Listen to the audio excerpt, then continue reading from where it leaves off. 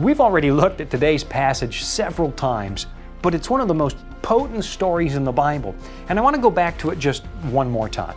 It's the story of the unfaithful servant found in Matthew chapter 25, and we'll start reading in verse 24.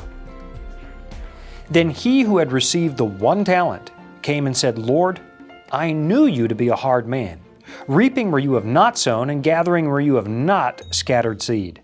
And I was afraid and went and hid your talent in the ground. Look, there you have what is yours.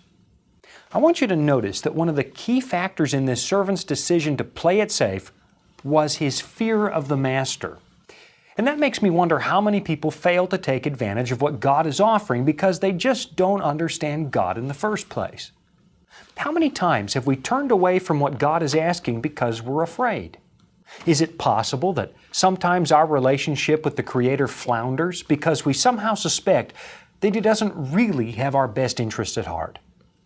This unfaithful servant seems to think that he can't possibly win with the master. What's the point of trying, he says, because there's just no way I could possibly make him happy. And right there, as he speaks those words, he speaks for millions of people who think about God in exactly the same terms. And he's repeating lies first uttered by a fallen angel who tried to convince the universe that something was wrong with the very government of God. Don't God's laws seem a little unreasonable? Lucifer whispered in the ears of other angels. I mean, who's ever going to be able to live up to God's expectations or match His high standards?